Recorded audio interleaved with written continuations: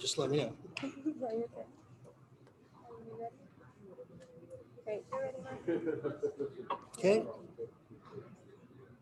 All right. Well, good afternoon, everyone. We'd like to welcome you to our Bailey Town Hall meeting. My name is Mark Linné. I'm the chair of SAFE 285. For our participants on Zoom, we have more than 100 on Zoom right now. We'd like to just make sure that all of you have muted your microphones. And then we'll give individuals the ability to speak later, especially our friends from the Colorado Department of Transportation after my opening comments. Just a few audience guidelines for participation. With respect to masks and social distancing, it's critical as a condition of our in-person meeting for all of us to adhere to the requirements of the governor and the Colorado Department of Public Health. As such, masks are a requirement for participation in this town hall. With the exception of the person actually speaking, I promise I'll put my mask back on as soon as I'm done speaking as well. We have to make sure we also have social distancing guidelines mandating the 6-foot distance between participants, which all the chairs have been set up to accommodate that. We're very thankful to be guests of the school and have the ability to present today in the Canyon Room. We'd like to thank the Platte Canyon School District and its superintendent, Mike Schmidt, for the opportunity to hold this meeting in one of the most, I think, iconic venues of any school in the state. And we're guests of the school, and our expectations are that all participants will adhere to the social distancing and guest rules. If you feel that you cannot abide by those rules, we encourage you not to participate in the in-person forum, but rather participate via Zoom. One last logistic for today's meeting. The restrooms are located through that door to your right. With respect to the structure of today's presentation, we have stakeholders from all the various groups who are part of the community and its political leadership. We have representatives from the Colorado Department of Transportation, CDOT, and after my opening comments, CDOT will speak, followed by thoughts and commentary by our various panelists. This is how questions will work. With our in-person audience and the 100 participating via Zoom, I think we would all like to have an orderly town hall. The subject of today's town hall is a bit volatile, a bit contentious, a bit emotional at times. We want to make sure that all viewpoints are expressed. The structure of the town hall is to allow all of the participants to make their comments in furtherance of their individual viewpoints. There'll be a total of 6 speakers. Each will speak for approximately 5 to 10 minutes. Once all of the speakers have completed their comments and presentations, we'll open the period for questions and comments. We've previously solicited questions and input from the greater community, and the submitted questions will be heard first. They have been curated so that there is as little overlap as possible in recognition of the time that's available. Roughly 50% of the allotted time will be given to these comments, and the next order of precedence will be given to the in-person participants, and finally those on Zoom will be given the final 15-minute segment.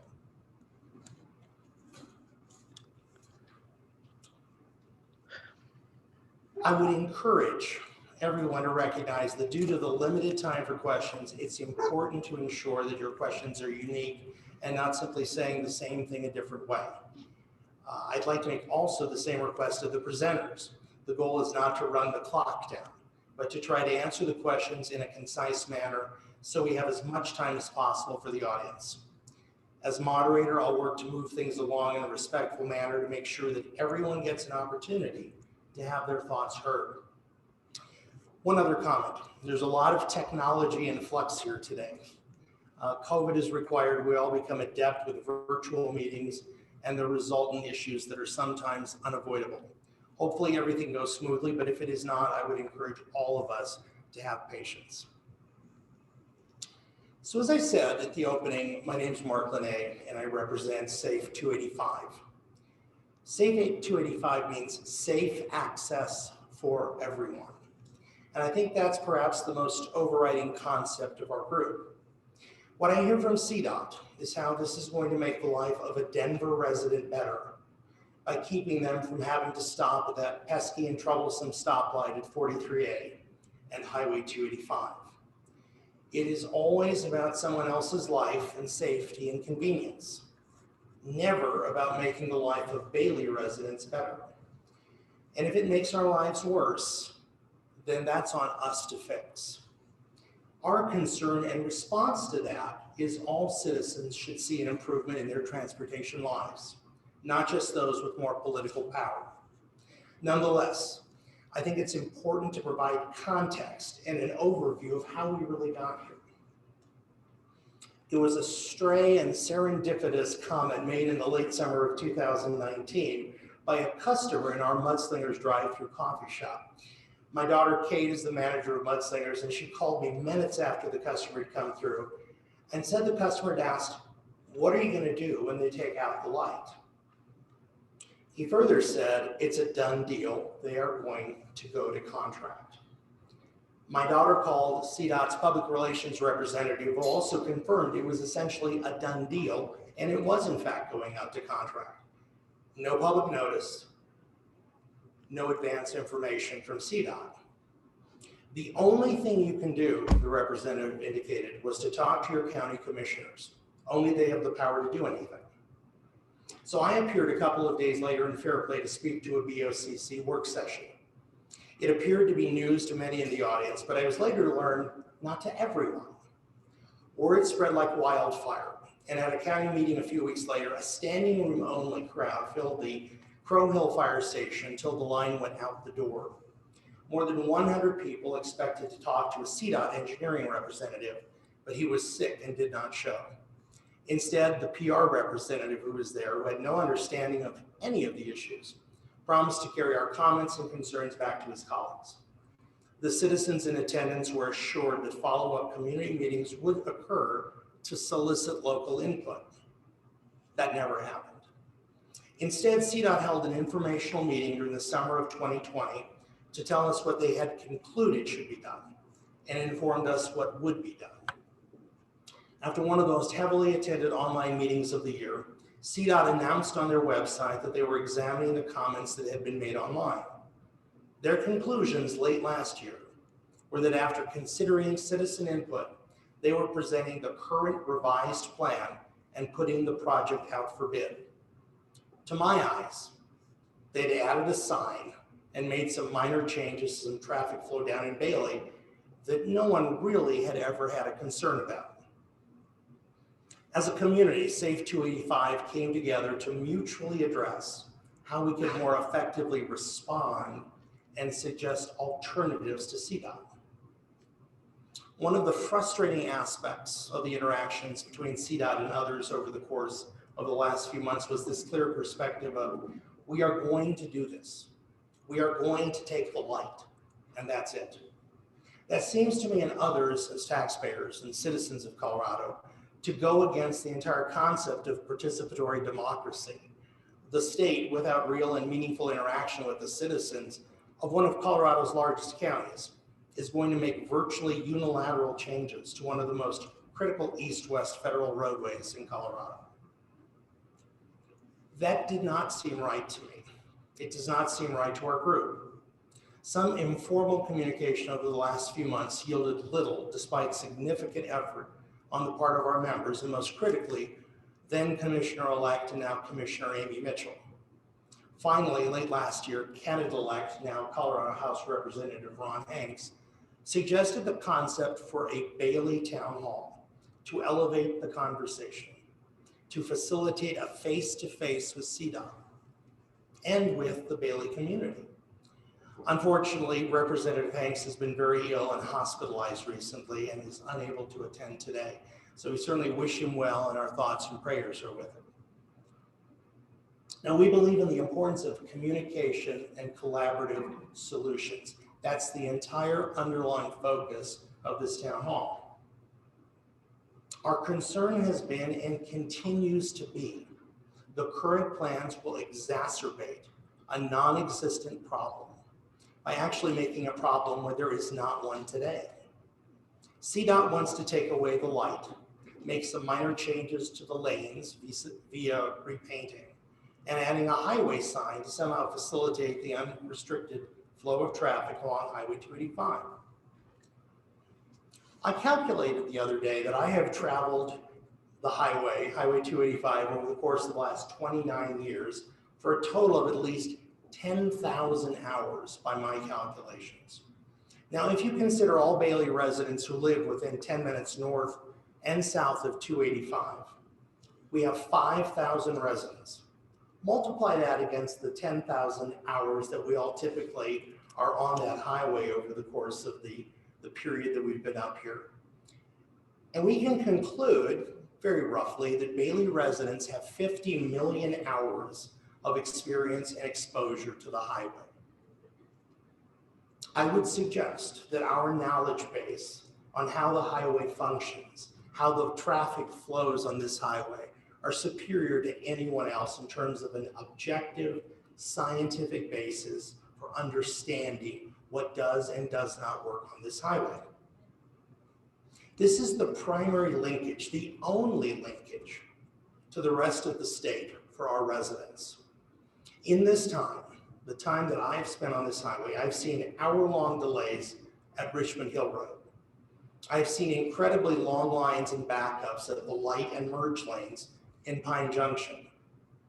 What I have almost never seen is a significant backup at the light at 43A and Highway 285.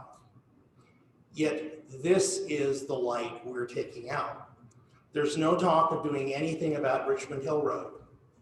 No talk about removing the light at Pine Junction or fixing the merge lanes. We believe, among many other things, that taking the light away from 285 and 43A will create access issues for local residents from both Rosalie Road to the south and from the underpass at County Road 72 and Old County Road 43, and will create potential traffic issues in front of the firehouse. It will create issues for the school district rerouting school bus routes to the north and south.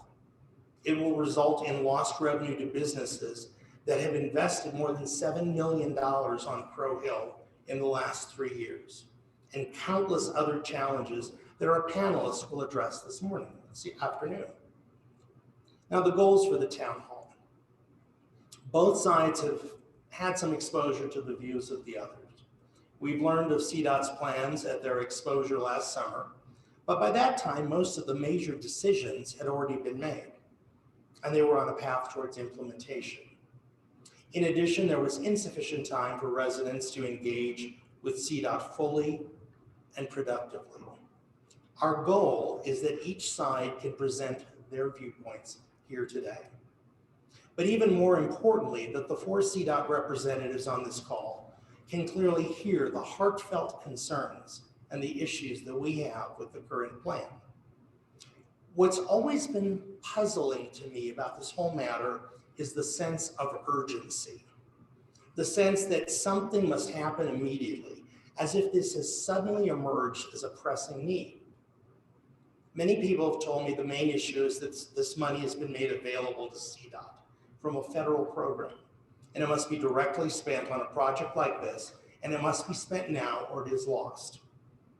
Well, our concern is that in our urge for speed, we not fail to fully understand the unintended consequences of these actions, and further, fail to consider the options that may make more sense. That can only come from a conversation with CDOT and the local community. Ultimately, the citizens of Bailey and the surrounding communities are not CDOT's enemies. I believe that CDOT sincerely believes that what they're proposing and implementing will make Highway 285 safer. They're entitled to that opinion. But we live in a community in which this highway is our only means of connection to the rest of the state. It's not as if we have alternatives or other roads that we can take. And that's why we hope for a positive and productive outcome to this meeting. We want this to be a respectful interaction between 2 groups with opposing viewpoints. Understand though, from our perspective, we are essentially universally united. This isn't a 50-50 or a 60-40 split in our community. I don't think I'm exaggerating when I say that 99% of the community opposes the removal of the light. I am literally aware of only 3 people who have spoken, who have an opinion that support or are neutral to the removal of the light. But regardless, our real goal is that we want you to hear us. So when I say you, I mean CDOT. I would like the representatives of CDOT to understand why this concerns us so much. I would hope, as sincerely as I can say, that CDOT's takeaway is to call a meeting amongst yourselves and your peers and leadership at CDOT on Monday. And over the course of a Zoom meeting, discuss what you hear today and endeavor to see what you can do to assuage our concerns for a better overall outcome. We respect that you're trying to do your jobs. Please respect that we are trying to preserve our homes and our lifestyles. It's not that we are opposed to change. That's not it at all. What we're opposed to is change that we believe will have a deleterious impact on our lives. And with that, I'd like to turn it over to the CDOT representatives. And we're going to give them control of the screen so that they can make their presentation.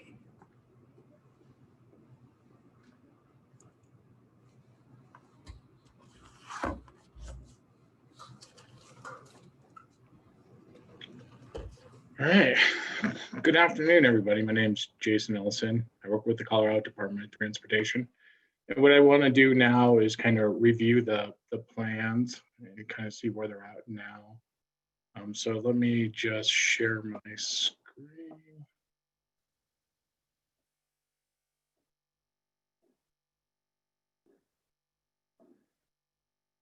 Okay, can everyone see the plans?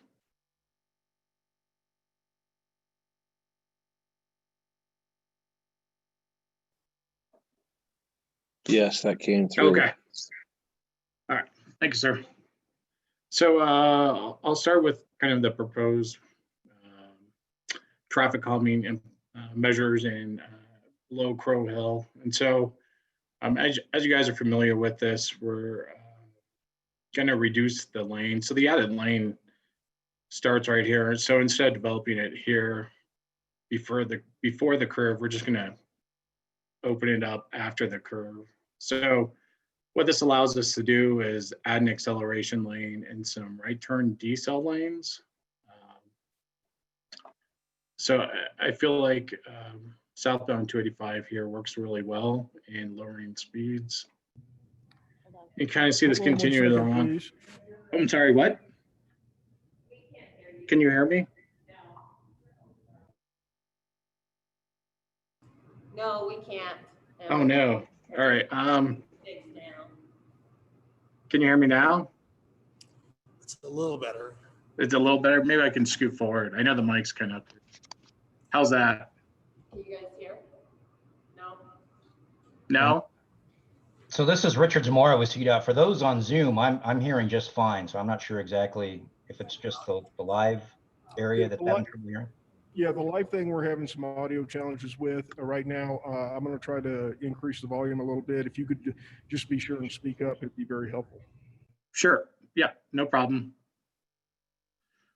Okay, so continuing on through town, here's the end of the acceleration lane and some new decel lanes, and then here's where that second lane picks up on its way up to Crow Hill. And then here are some kind of changes we did over the interchange over County Road 72. Currently, we have 2 lanes here that go over the bridge. And so to extend that northbound on-ramp from the interchange, we're going to reduce that lane. So what you'll have after these changes, you're going to have a single lane of 285 and then a much longer merge lane on 285 instead of having the old 2 lanes drop and then the merge lane drop. Can you guys still having troubles? Yeah, No? unfortunately we are. It's Okay. so in here. Yeah, I can barely hear it. Yeah, it's mutual. Okay, well, so we're also running guardrail in the median, raised median here from the bridge just past County Road 43. So the center, it will not be crossable. And so what we also did here is that southbound right coming off of County Road 43A, it's the added lane, so there's no delay. It's the additional lane onto 285. And here are some kind of the changes at Rosalie. You kind of get a minor 2-stage turn, so you have the ability to kind of get some relief in the middle there in the median, do your left out. And then there's a lot of sheets of signing and other miscellaneous project details. But we are doing a significant amount of sign replacements along 285 and for the county roads. So understanding that I don't want to spend too much time going over the plans because I think everyone's pretty familiar with them. I'll just stop sharing if there's no questions.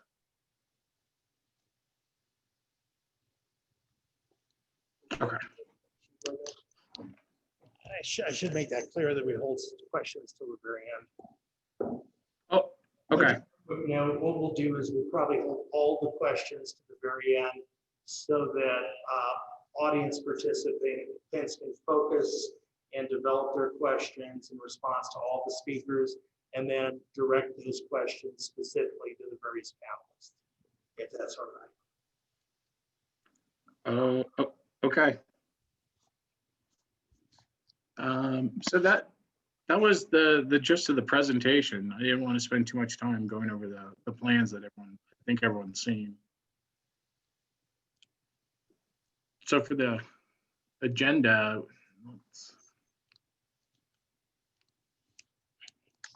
So this is Richard Zamora, and I'm the Region 2 Transportation Director for CDOT. So I just want to say, we went through kind of what the project is, and I think everybody's very familiar with what we're proposing to do. I do appreciate everybody's time this afternoon, and we are here to listen and to everybody. But I did just want to say a couple of things as well. Number one is, I think as Mr. Linney noted in his opening remarks, our focus for this particular project really is safety. That is one of the major issues we are trying to address through these improvements. And we've seen an uptick in accidents in this area around the 43A stop signal. We have seen, based upon our numbers, 83 crashes between 2014 and 2019. And in those crashes, we've had 43 people that were injured. And from our perspective, injuries aren't good, but we're lucky it wasn't a fatality through any of those crashes that happened. And so really that is one of our main focuses in terms of trying to, why we're looking at this project and why we're proposing to do what we're proposing. So with that, again, I don't want to take up too much time. I understand we wanted to, leave as much time as possible for questions. So I'll conclude my remarks.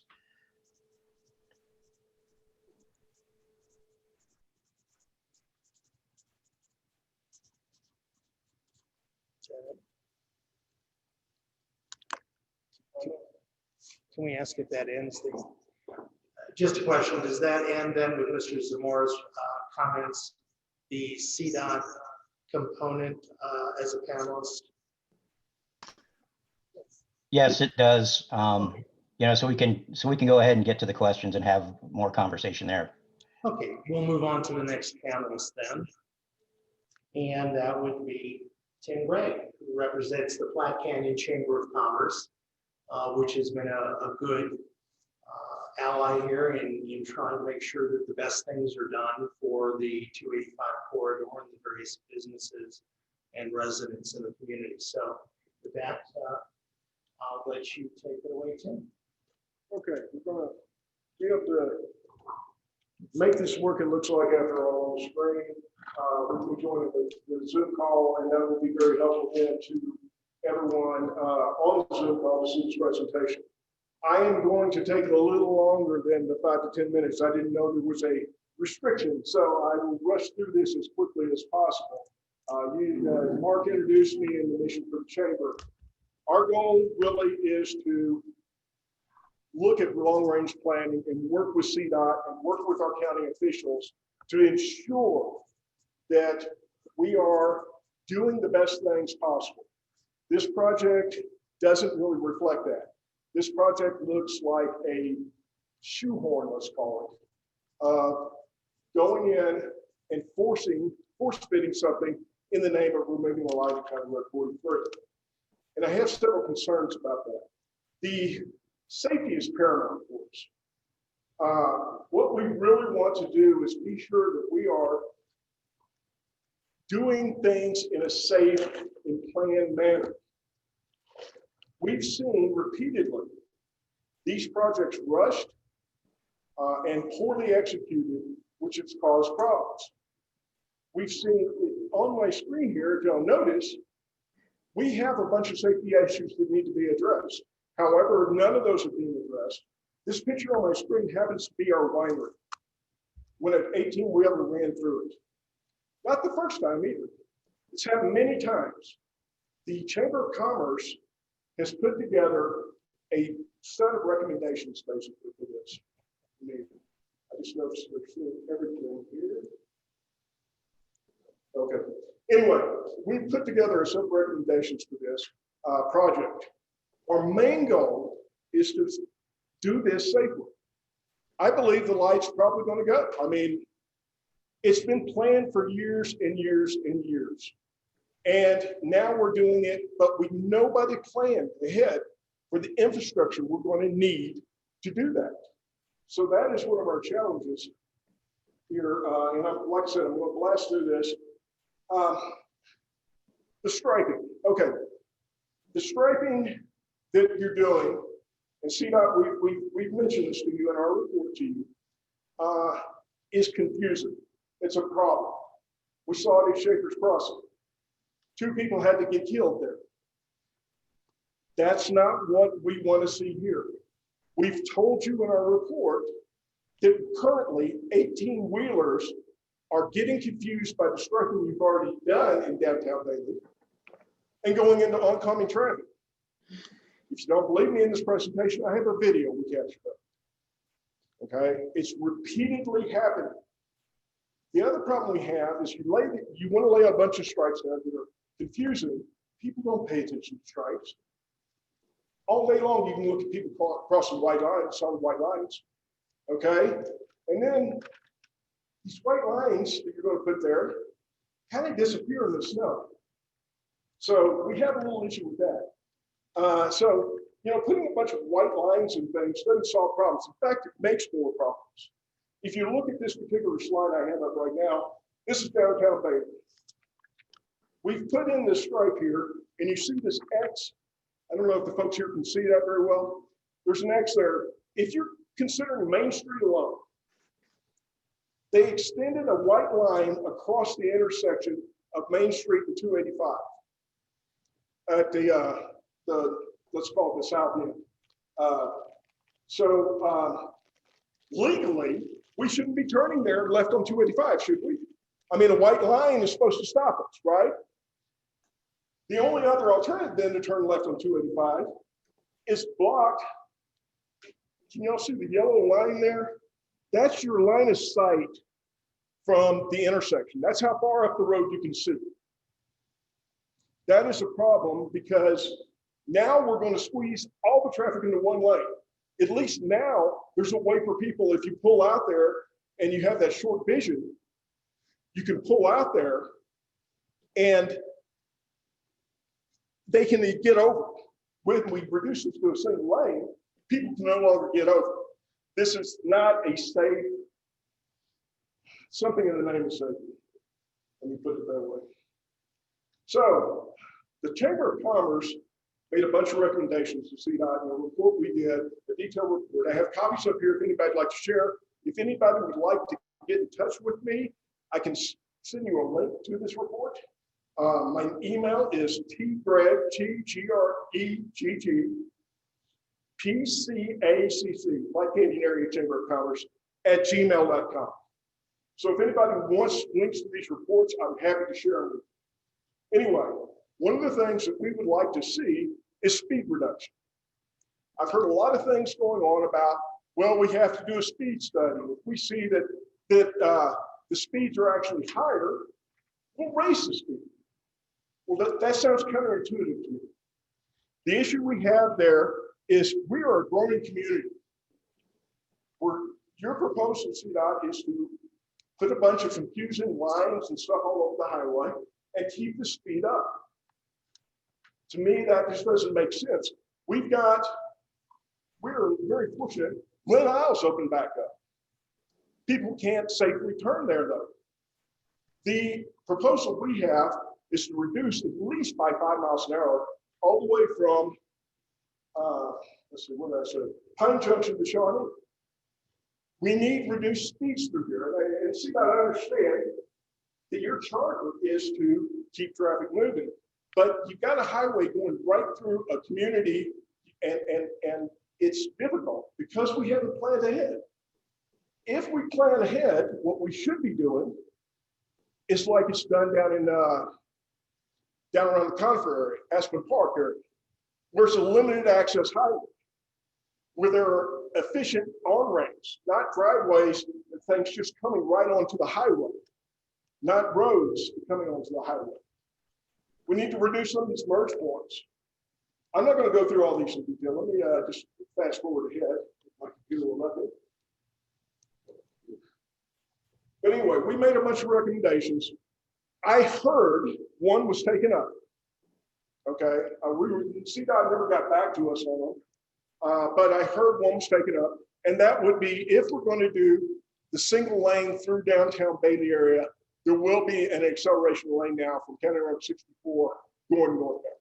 There wasn't before. You had to jump right into traffic. And my computer's frozen.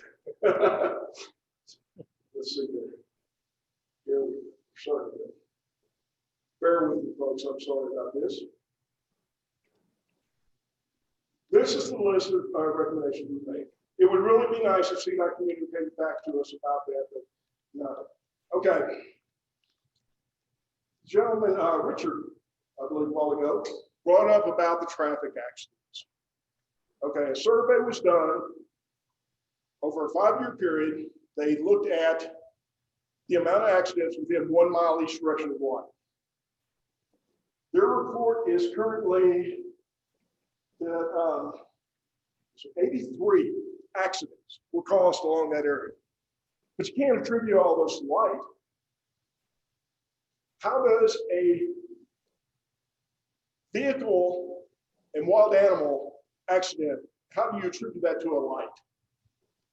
Okay, let me go a little forward here. And, okay, let's see. Apologies again. Okay, so here, let's see if I can get rid of this. So folks can see the whole screen. Anyway, over here I have a list of the accidents. I apologize to everything's covering it up here on the screen right now. But most of those accidents, we can go down to approximately 32 accidents that might be attributed to the light. Rear ends, overturnings, I don't know what those are, side swipes, things like that. That could be attributed to light, but there's no proof. We didn't dig that far into the details of looking at things. We just knew that there were 83 accidents in that area. Also in that one area, we have 6 roads, 7 driveways, 3 merges, and 4 on-off ramps in that area. The crashes per CDOT's data are all up and down there. If you notice on the screen, those dots are all where the crashes are. There are a couple at 43, yes. 43 is a dangerous intersection, as is the ramps at 72 and things like that. So, you know, saying this is for safety, I think is a bit of a stretch, honestly. Another area that really bothers me, and my arrow's not in the right spot there. Anyway, starting the gentleman a while ago, Jason put this up as a picture of what they're going to do at the 72 interchange. We're going to lengthen one of the ramps. Okay, we've not considered any of the other ramps. We're also going to take now, at going southbound at the 72 exit, we will open it up to 2 lanes wide. So we're off to the races at that point. 1,000 feet of past that is where the other inadequate ramp comes on. Many of us here know that if you come off of 72 and go southbound on 285, you have to crest the hill. You have, what, 50 feet before you have to make a decision to stop or merge over because we can't see the vehicles coming, okay? And now you're going to open up an area where it's the last area to pass, really, okay? Then 1,000 feet past that, there's my road. So I'm a little biased on that one, but we're not going to be able to get in and out of there because there'll be a load of traffic coming down. People who have been trapped behind somebody are going to be trying to pass through it. Then in another 1,000 feet, you have a merge. Happens so on the, if you look at the accident data, some of them happen at that merge. Okay, some of them happen at those ramps that I just described. This has nothing to do with the light. Or in my opinion, safer. And I will touch on this really quick. What is it going to do to our business at the top of the hill? Okay, this is CDOT's graphic here I borrowed from them. They looked at it and said, well, it's going to be a little more inconvenience, a few more minutes. I don't mind a few more minutes. What I do care about are my businesses that are up here trying to survive. We have to survive on tourism within this area. Tourism has to supplement everything that we do to keep our businesses open and effective. Now, what we're going to be doing is we're going to have people coming, tourists coming through here and want to get over, say, to Loaf and Jug or to Mark's Coffee Shop or whatever, won't know that they've got to exit before they can even see the businesses way down, partially down Crow Hill. Once they learn this, they will go to, they'll learn to exit there on another really short ramp that goes to a stop sign. If two 18-wheelers back up there, they're about sticking out on 285 at that point. This, these are things that we really need to look at and address. There's also an issue once if an 18-wheeler or fifth wheel or whatever uses the county road, which has not been planned right here, you get out to get to Mark's Coffee Shop, Loaf and Jug, whatever. They cannot turn on that road. There is such a sharp, small turn there that needs to be improved. The curve around US HWY is a dangerous curve. It was not built for this kind of traffic. And I've heard that, well, it's not going to take a lot of traffic. People are saying because we had a commissioner work with CDOT, we're going to have an acceleration, a free acceleration lane that goes from where 43A is now. You're able to turn right without stopping because there's a line there and nobody's going to cross that line. And go on up to the exit at 72, go up underneath and everything. That sounds great. Well, I took a survey online on Facebook, real quick survey the other day. This is what people really do. Right now, they're going to go for 99 respondents said they go currently around the curve at US HWY past the fire station. All right, 11 said, well, they'll always go up and use that free acceleration. So 10% basically are going to do what everybody is professing that everybody's doing. And 30% will use both based on the circumstances. So reality has to be checked here. We have to look at things. We have to plan things. We have to understand, and we would love to work with CDOT as we grow our business community here, as we grow our residents here. We want a safe place for our residents to live. Taking our light before developing the infrastructure needed just doesn't make sense. I would step back Get rid of all these crazy line ideas that are going to cause more accidents. And take a look at the project in a bigger vein. Understand the dynamics. Listen to the people who live this every day. Understand how we're going to grow. Understand the impact on our fire department. Right now, we're shooting all this traffic, 99 out of 140 here. People pass the fire department. If traffic backs up, that's a problem. Even the CDOT engineer told the fire chief, well, the chief said, I need a light here then so I can get my trucks out if I need to. CDOT engineer said, that's a great idea. Why don't you get Park County to do that for you? Okay? CDOT has to take some responsibility here in the collateral damage to this. They need to work with the county longer term. They need to understand that this is going to negatively impact us. They need to understand we're currently living with bad decisions from the past that were forced on in, namely the County Road 72 interchange, that is so inadequate, that is so poorly designed, it is dangerous. The other one now, they've created this problem in downtown Beatty with the weird lines, no signage, just a bunch of lines on the street and 18-wheelers crossing over. We do not want this next project to cause further problems, and I'll end there. Thank you very much.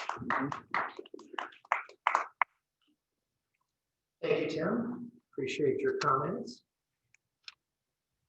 And next, I believe we have, yes, we're going to have FireWise Wheeling. And Thanks, Mark. Hi, I'm Robin Davis. I'm the Secretary Treasurer of FireWise, Fire Adaptive Daily, really. And what Fire Adaptive Daily is, it's an umbrella organization for all FireWise communities up here in the Northwest area. And I wanted to share some of the concerns that we have about making this change and removing the light. So there's really two things. One is the change in the traffic patterns. So I have we did a. right to that. Oh, okay. There we go. Perfect. I missed my mark. Okay, so we did a traffic study, an average daily traffic study. We were looking at what kind of mitigation for evacuation routes would be needed and where we would focus first. And here's what we found out. This is a couple of years ago. Yeah, we have stage directors. So this is a couple of years old, and I know that we have grown here population-wise in the past few years. So keep that in mind, these figures. So the daily average traffic on 43 at Buggywood was 5,200 cars. When you get to 72 and 285, it was about 2,500 cars every day you go past that area. There are two other roads that are going to be impacted by the light, just based on the traffic patterns. And in fact, sometimes you're not going to get a break in them. So the traffic on those roads, for Rosalie Road, it was about 1,700 cars a day coming out Rosalie Road. Roland Valley Drive, which is just a little farther north on 285 from where the light is, was about 1,250 cars every day. So when you think about our concern is, number one, this kind of traffic being routed over to the overpass, that would take your 2,500 that you're getting already on 72 and adding another 5,000 cars to that. So that's going to be quite a few cars going past the fire department. And it will, if we don't do something to mitigate that, is going to impact their ability to get out and get into traffic to respond to different calls. The other concern that we have is for evacuations. Just a scenario, we have a wildfire on up the valley on 43, and they're evacuating everybody. When you get down to the 43 and 285 exit or that intersection, you're going to want to route the traffic to whatever the meeting point is. If there's going to be a barrier across that road, it'll make it so you have to split the people who are evacuating right and left, because it'll be 2 lanes out, going out, not just one, if we're trying to evacuate. I think that's going to cause some confusion for people who have plans to meet their family at, say, the high school here, or they're going into Conifer and they're in the wrong lane, that you're going to have a little problem there, because it's not going to be something we can remove. It's going to be the same kind of barriers that we have, say, in Conifer, just no grass to put it in. So those are the 2 things that Fire Adaptive Bailey is really concerned about. The impact on the evacuation out 43. Same thing coming out of Rosalie Road. If that barrier comes down that far, I'm not really too certain from the diagrams I was looking at, if that's also going to be the situation there. If you're trying to evacuate people out of Rosalie Road, they would be split the same way, right? So that's everything I have. Thank you for the time. Thank you very much, Robin. And now we'll move to Park County Commissioner Amy Mitchell. Thank you, Mark. All right, am I on my mark here? I'm short, I have to get a little closer probably. I'm the newest elected, is this okay? We're gonna move the camera a little bit. All right, I won't move. I don't. Do we have tape? Right there? You know, they don't really need to see me. I'll talk while they tape. I am here to represent Park County citizens because this is going to impact your quality of life. And it's my goal to facilitate the communication of what our concerns are and bring those to CDOT. Thank you very much, CDOT, for spending your Saturday to attend this meeting and really hear us and understand that this is moving too fast and there are a lot of issues that you might not have thought of, and we have, because you all live here and use this intersection multiple times a day. First of all, there are going to be impacts that the county cannot fund through our current budget in Road and Bridge to deal with needed frontage roads on Acadia and Bulldogger and improvements at 72, which is a very poorly constructed interchange. And I think CDOT's documents from about 12, 15 years ago said 72 is a poorly designed interchange and no additional money should be put into that interchange. Well, we agree. I believe that we need to find an alternate solution until what Tim said, the issues are addressed all up and down this stretch of 285 to really address safety and to improve the quality of life. I contend that we should install a smart light or warning flashing lights that are timed to the traffic light on the approaches north and south along 285 that say be prepared to stop. If rear end crashes at 43A are a problem, and it could be when it's snowy and slippery and people are trying to stop too fast.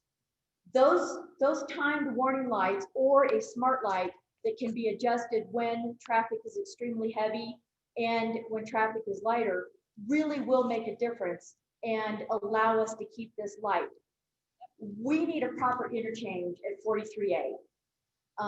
The businesses who invested off of that exit and the residents who live off of that exit, they made those decisions and purchases to live there based on the promise that that light was there and that they would have decent access to the highway, which is our way to get to the city, to do grocery shopping, whatever. It is the lifeline to the residents who live in the area. So I contend, put on the brakes. If the budget for the safe funds need to be spent, there are other issues. On the curve in downtown Bailey, I believe, is one of them, with slowdown and to make that curve safer. So the winery won't get blown out for the third time. And we wait until is funding available to make this stretch safer and acceptable to the people who live here. Thank you very much. Thank you. Appreciate it. All right, thank you very much, Amy. We appreciate that. And now I believe we're going to go to questions, if I'm not mistaken. All right, and as I said, I'm going to first read the questions that have been provided online. Sorry. These are questions that we've tried to make sure that they don't repeat one another. And so these are all directed primarily at this point to CDOT. I'll begin with the first question. Given that there are two significant choke points at Richmond Hill Road and Pine Junction, won't both of those bottlenecks continue to cause far greater problems for southbound traffic, as well as fail to mitigate the source of the biggest frustration for travelers from Denver?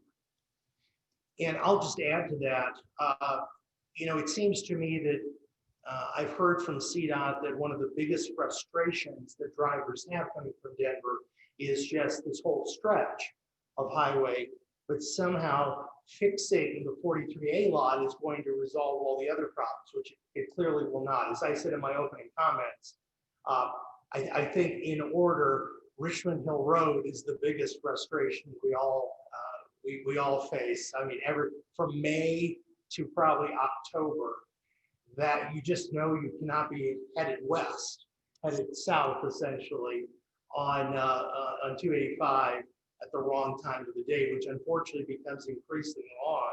So now it's really Friday or Saturday of any given week. Those are extremely difficult. During the height of the summer season, those choke points become even worse. So the question, I suppose, to CDOT is, if you're not going to fix those two other points, which are causing most of the frustration that you're hearing from drivers, then how is the light by itself going to do much of anything at all?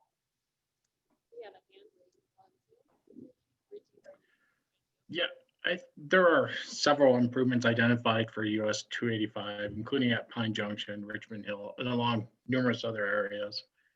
Really, our future funding amount and needs really determine our priority for spending.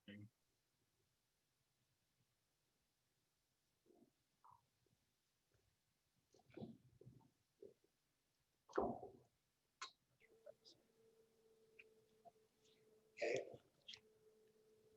All right.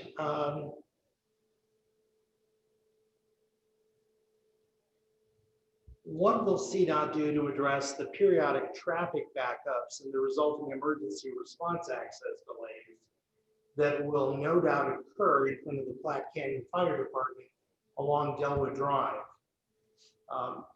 Just as one point of clarification, I know that CDOT in the past has taken the position that any impact on a Park County road is Park County's responsibility, even if it's caused by the removal of the light. But I believe that question is specific to what CDOT may or may not do in response to the increased traffic of the fire station. That would probably sorry. So no, I think we're also looking at partnering with Park County on some shared efforts on the French Road from Rosalie. So it's not an accurate assessment that county road problems from highways are just a county problem. Our hopes in front of the fire station are that folks move out of the way with emergency lights. And then I've just noticed, Jason noted, we have been in conversations with Park County. and have agreed to provide some engineering to start design work on a frontage road, and work in partnership to eventually have something built. All right, thank you. Has CDOT considered what the cost of a smart light at the intersection of Highway 285 and County Road 43A would be?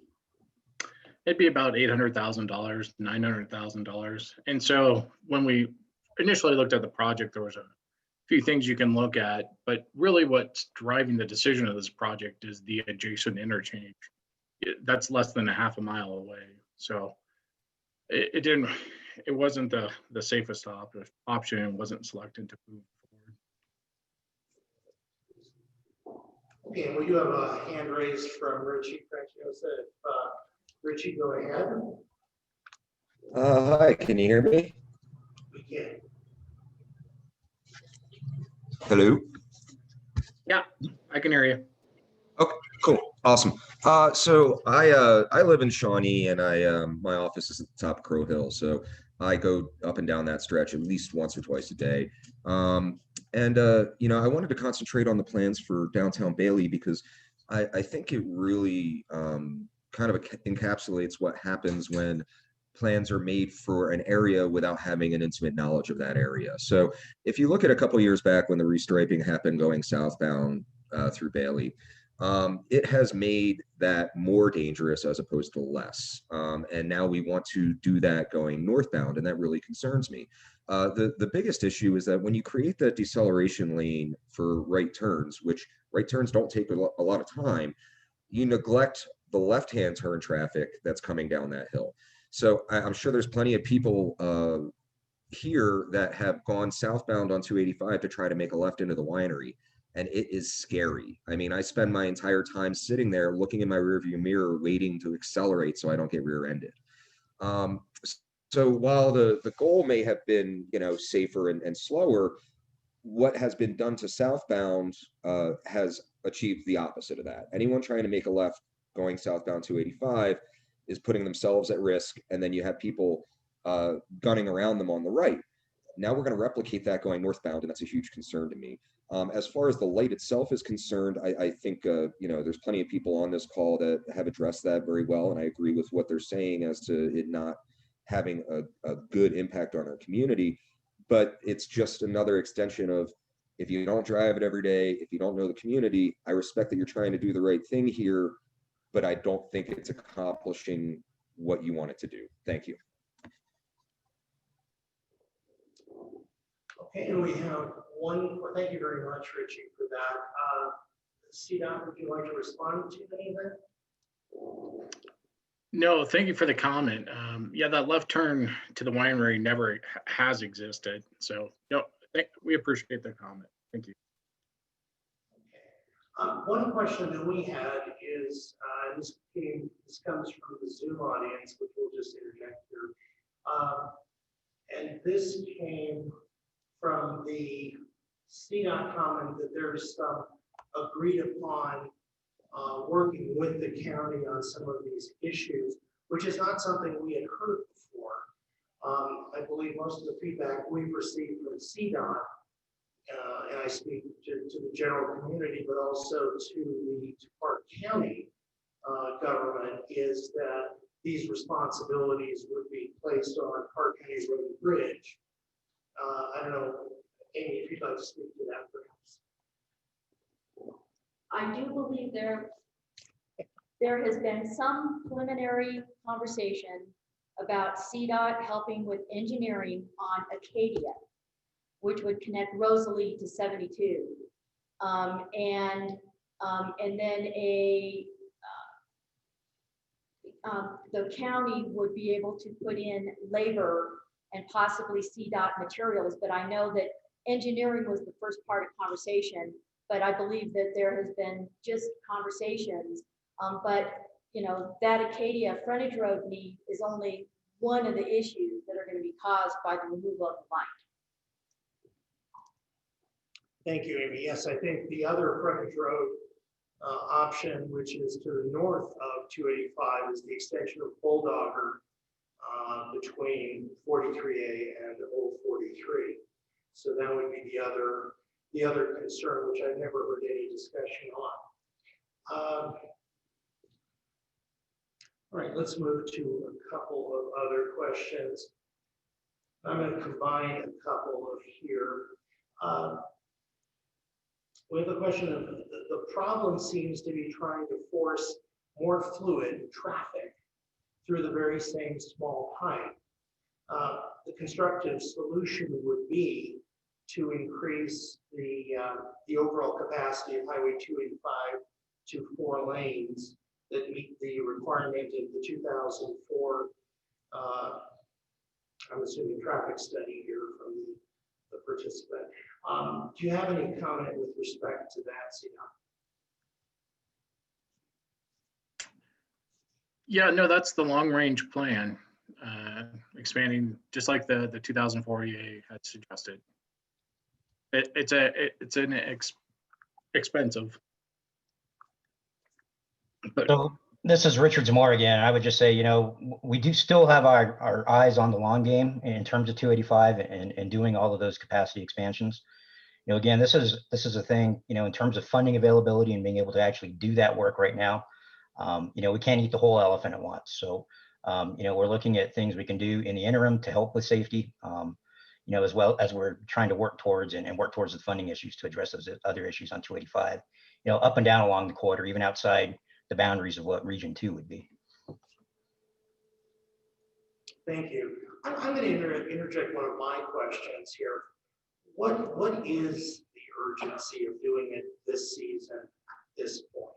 I mean, do you have funds that are at risk that need to be spent? Or is there any wisdom in trying to just delay this another year or two so that we can really understand what the impacts are going to be? so there's no funding restrictions or some urgency to get the dollars spent. I think what's really urgent are the amount of injury accidents here. And so if you look at the type of the accidents, it's really an off-road type accident. So whether we're initiated with a sideswipe same, a head-on, or a rear-end, the end result is people departing their lane due to an unexpected cause or delay. So that's what we're really going after. So by pushing this project off, you're just going to have more accidents of those nature. All right, we have one question that relates to the 20-year-old traffic study. Has CDOT actually engaged other highway projects based on information that's 20 years old? And based on the population increases on 285, as well as the increased truck traffic, is there any thought to updating the study and doing a thorough analysis of how much traffic has really impacted the overall area and what to do to meet those challenges? So all our traffic analysis we did was using 2019 traffic volumes. So the study you were talking about in 2004 was the environmental assessment study, which there's a traffic component done there. But no, all our analysis used 2019 volumes. Okay, thank you. Let's go ahead and go to the local audience here. Does anyone have any questions they'd like to have addressed? And if so, if you'd like, just you can come up and use this microphone. Anyone? Yes, Ricky Snack.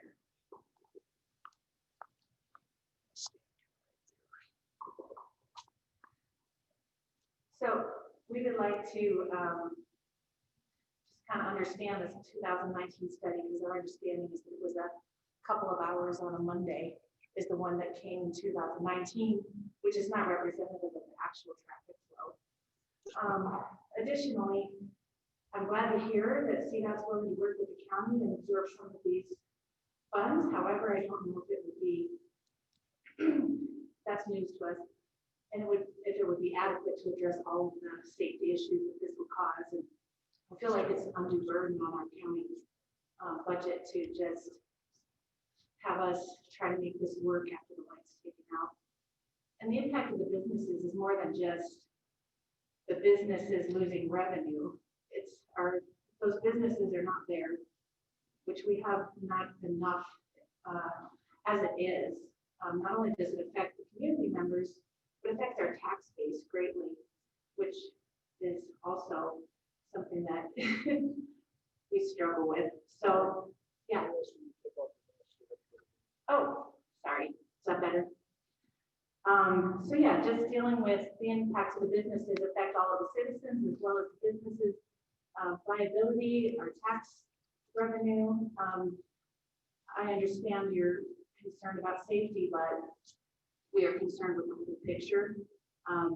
Dysfunctioning, I don't think people are that concerned with the delay. It's more the backup of traffic at the different intersections and potential for more hazardous situations.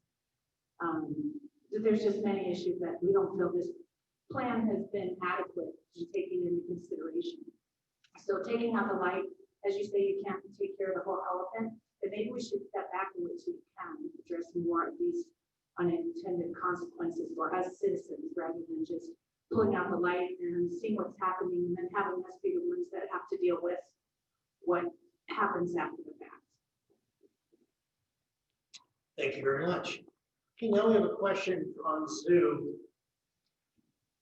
Let's just scroll there. CDOT cites about 1 accident per month during the time frame cited, but we know that many of those accidents are vehicle wildlife incidents, and taking out the light will not convince the animals to stay off the road. So for a relatively small handful of cases that are actually between vehicles, CDOT is proposing to make the highway access much more dangerous for residents. Is that really safe?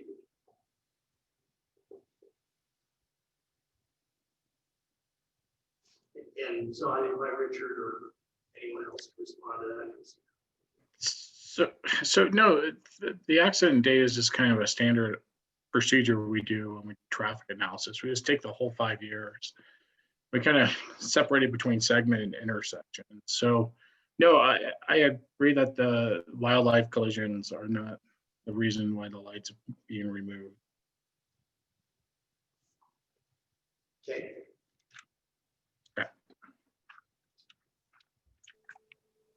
Mark, I just put those numbers up on the screen. Okay, we do have the numbers up on the screen for the audience to see. So you see they vary from overturning, and unfortunately my eyesight was. There we go. Thank you.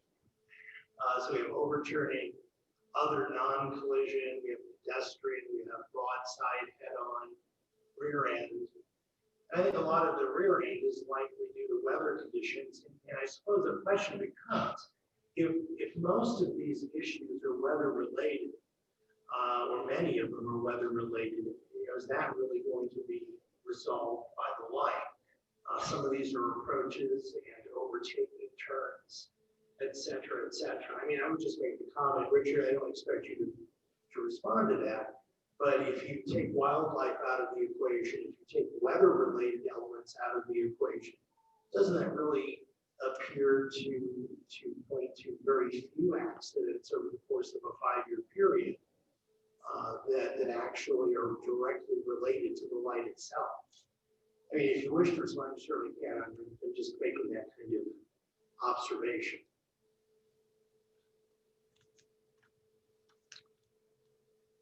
Okay.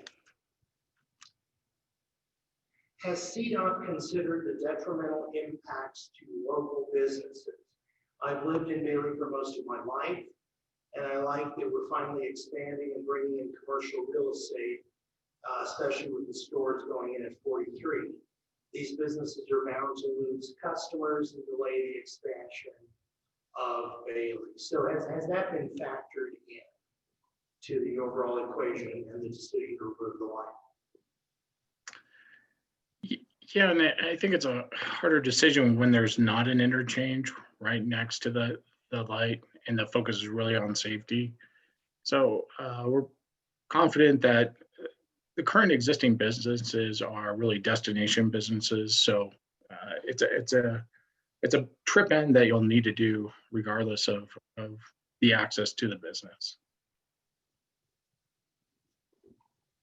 So I'm not quite sure I understand that fully. Destination, so you don't believe they're tourism-oriented businesses? No, I think so. If you need gas, you need gas. If you need a cup of coffee or you need to go to church, these are things you're doing. You're not typically driving down 285 and saying, this is something I'll do now. Well, and I would just make this observation personally. You know, part of the problem here is, especially during tourism season, as people are returning to Denver on 285, they will be unable to access 43A because there'll be a barrier there. So they're going to have to make a decision to turn off much earlier before the 72 underpass, because they're going to have to make that decision as they're coming up Crow Hill before they've even seen the businesses. They're going to have to respond to a sign. And I think Tim maybe you brought this up. You have to then do the exit, come to a stop sign, you do the underpass, you go to another stop sign, you then get onto 43, go to another stop sign, then have to make a right to get back on 43A, all to get your gas and or to get your coffee. And I can tell you, you know, we've done the analysis from the coffee shop's perspective, and we think that essentially turns off all afternoon business. And I can measure that, and that's 30 to 40% of the day's revenue. So that's not my, you know, perspective of what I think might happen. That's what's going to happen. Because no one is going to make the decision to go to any of those businesses that early. And by the time they see there's a gas station there, it's too late. And then the next gas station isn't until Conroe, really. There's a very small one that you're not going to cross traffic to go there. So I think it will have an impact on those businesses and a dramatic impact on all the afternoon businesses. And I think, you know, in a time of COVID, the very last thing you want to do is impact local businesses anymore. You know, because that decision alone is you know, for me, it's, you know, do I keep one or two people employed for the afternoon will become the end. So I mean, that's just my. Now we're going to let Tim have a couple comments. Yeah, I'd like to add to that just a little bit. This is part of our challenge here and what we feel we are disenfranchised by, because we feel CDOT does not understand the true dynamics of what goes on. Loaf and Jug, for instance. We know that on weekends, Loaf and Jug is packed with tourists. And those tourists then go to the food truck across the street. They go to our liquor stores. They go to Mark's coffee shop, things like that. We know that this is not something we really assessed on a weekday quick assessment. This is what the reality is of our community. And our community, like I said, relies strongly on tourism. Our businesses need it to subsidize and be able to grow and be able to exist here. And to Mark's point about COVID, they've got it hard enough right now. You know, let's be sure that we're making decisions primarily on safety, but secondarily on the impact to the people who live in this community and rely on that highway. Thank you, Tim. And I think what this essentially does, by the way, this creates a bypass to traffic on Crow Hill for all the commercial businesses. And right now, I would argue, you know, without any statistics whatsoever, that the Crow Hill businesses have to represent 50% of the Bailey commercial business right now. That's just my thought. So it's really impacting all of Bailey, which is a significant tax generator, has become an increasingly more prevalent cash generator from taxation, sales tax, et cetera. We have a comment from the Zoom audience. CDOT has provided an opinion on the road accidents, however, does not correlate back to the causes presented by the community. can CDOT walk us through the accident types and provide a step-by-step comment on how removal of the light correlates to a diminution in the accident types? In other words, can you point to how removing the light specifically will diminish the accidents in each of those categories? Yeah, so we did a lot of work following our public meeting that we had last year. And we did a lot of posting on our project website, and a lot of that information is covered there. To kind of go into those details would take significant time, but it's all public knowledge and it's out there. If you want me to provide a link, or if I can facilitate any way getting that information, please let me know.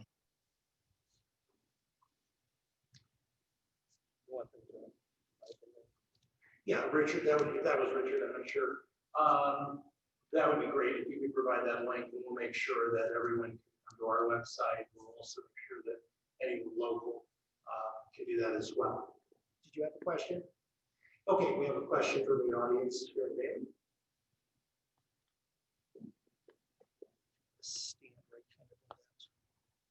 Thank you. Hi, I'm Steve Vince, a local resident here in Bailey. My concern involves everything we've heard already, but there is a certain amount of pedestrian traffic that tries to come from westbound on Rosalie to the traffic light, and they hit the button, they wait for the light to turn green, and they cross 285. This is foot traffic. And then they walk over to the loaf and jug or the dollar store or whatever else. And I see a lot of children that I would say are even 10 years old, 12 years old, 14 years old, that make these runs probably to pick up a few supplies for their parents and their family. There is nothing in your proposal that addresses any state foot traffic across 285. And I'm not saying that this foot traffic is that safe, but it is what it is. At least it's protected somewhat by the light. So unless CDOT's willing to put a foot traffic overpass, of what I've heard before, it can cost well over $1 million. I just don't think CDOT is seeing the whole picture. And I agree with a comment that was made earlier. The right way to do this is to study what was done up in the conifer area on 285, both northbound and southbound. There's good egress getting off the highway, there's good access and merge lanes getting onto the highway, and they removed the traffic light there years ago, and traffic flows extremely well through Conifer, and it's fairly safe. I've lived up here going on 11 years. I have actually seen 2 minor accidents anywhere near that light on 43, and we access that area quite often. There is not that many accidents that are related to the traffic light as it is right now. Thank you. Thank you very much, Steve. Okay, a question on rerouting of bus routes. I know there's been concern. I heard a bit of that concern from Superintendent Mike Schmidt, as well as some comments from various bus drivers, that both sides of 285 will be impacted by this in terms of the school routes that the buses take, but especially for those buses that have routes that are south of 285, especially Roland Valley and Berlin, that those buses will have to have their routes totally reversed, and that they're going to have to go backwards really through the subdivisions to avoid Rosalie Road. Has CDOT considered the impact on safety by causing all of our school bus routes to be rerouted?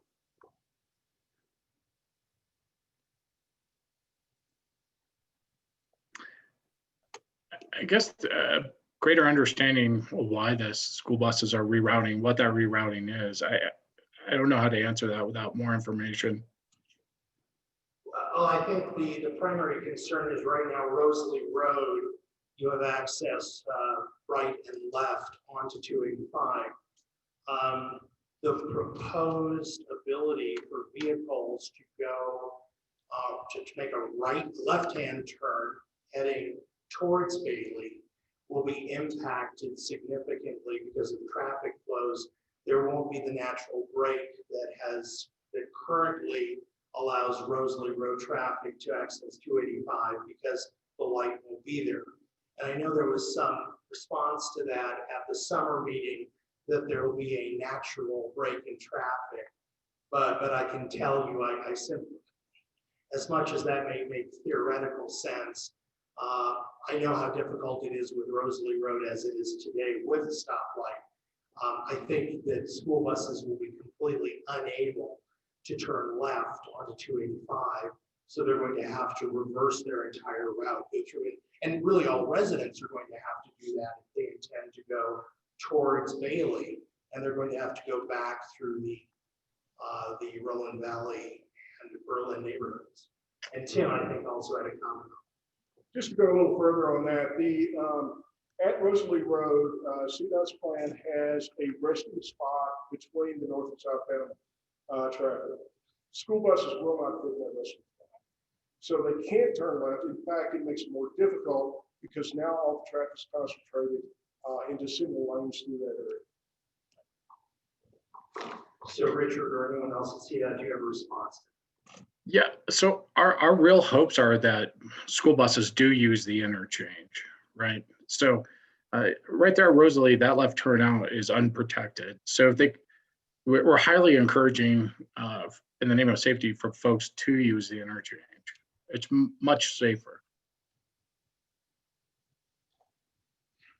But so you're suggesting that the buses will have to go back through the subdivision then, which I believe is something like a 9-minute detour. It literally adds 9 minutes to the school bus route to have to go all the way back through probably the largest subdivision in this county, at least this side of the county, and take the interchange off of 72. Is that what you're saying, Richard? Yeah, I think the 9 minutes is I think for the safety of all travelers trying to take a left in an unprotected scenario, using the interchange is much safer.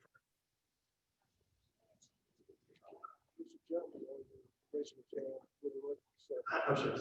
There's a gentleman raising his hand. Okay, gentleman who is raising his hand, let's go. Mr. John Scatt. Go ahead, John. Okay. You're muted, John.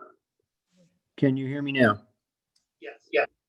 Okay, do we know how many accidents occurred on the Richmond Hill area in the same time period? No, top of my head.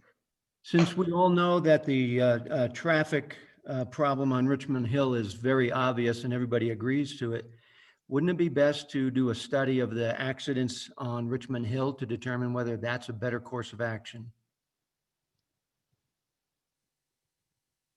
There are some planned improvements at Richmond Hill. Well, yeah, but that wasn't my question. My question was, wouldn't it be better to study that to determine how many accidents you have on Richmond Hill so you can determine whether it's better to solve that problem first? Yeah, so you're talking about, do we prioritize our safety funds? And I think it's a hard question to answer because we don't have a huge amount of safety funds to utilize on a yearly basis.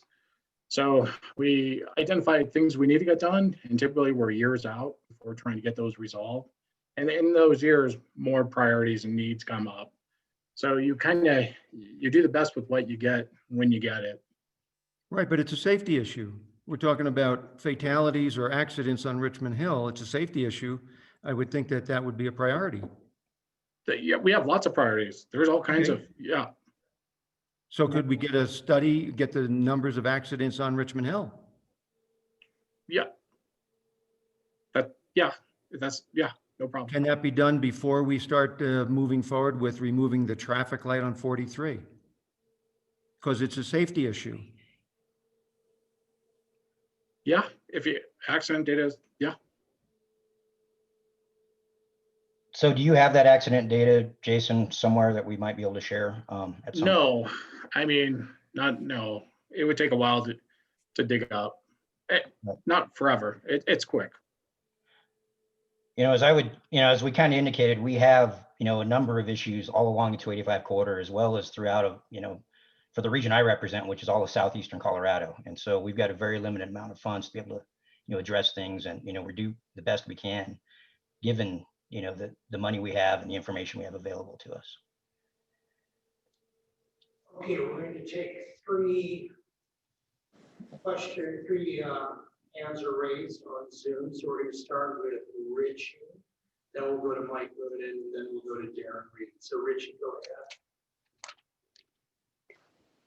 Hello again. Sorry to pop in with another question, but I just wanted to put something into perspective here. A lot of the justification seems to fall around the increased time. So it's only 5 minutes or only 4 minutes or something of that nature. I think it's important to realize that that is without the changes, right? So once 90% of our traffic goes that route, it's not going to be just 5 minutes. But for the sake of just putting it into perspective of what that 5 minutes means, if I am a resident or anyone that has to go that route and it takes 10 minutes out of my day, and you add that 10 minutes over the course of a year, you have just taken 2 days of my life.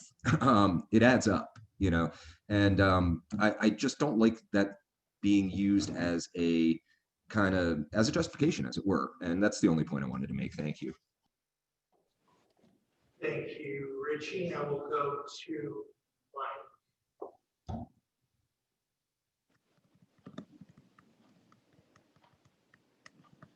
Hi, can you hear me? Yes, speak as loud as you can, Mike. Oh, okay. Hey, first of all, thank you, Jason and Richard, for showing up today. And I know we're asking some tough questions, and so I appreciate your willingness to answer them. Specifically, I have a question, Richard, or at least a response, and then back over to Jason. Part of what we're looking to do is to reduce the number of accidents. That was very clear that Richard brought that forward, that we want to reduce the number of accidents and that the calculations were based on that, and we have a high number of accidents. Now, Jason, you just conceded that removing the light would not have any impact on animal interactions or interactions of that nature. And if the project calculations are currently based on reducing the number of accidents, doesn't that change the equation for CDOT to invest in this? And then also, if you could provide us some really direct information on the link to the accident types, because I think the community deserves a better answer than, oh, that's a complicated piece, so go to the website. And the CDOT website has got a lot of different areas, so it's difficult for us to really get that information. So I'm left a little wanting for the response that this is going to reduce accidents, and that was a driver for it. So Richard, perhaps you can address that, because Jason's been doing a lot of chatting, so let's give him a break. Well, this is kind of my specialty here.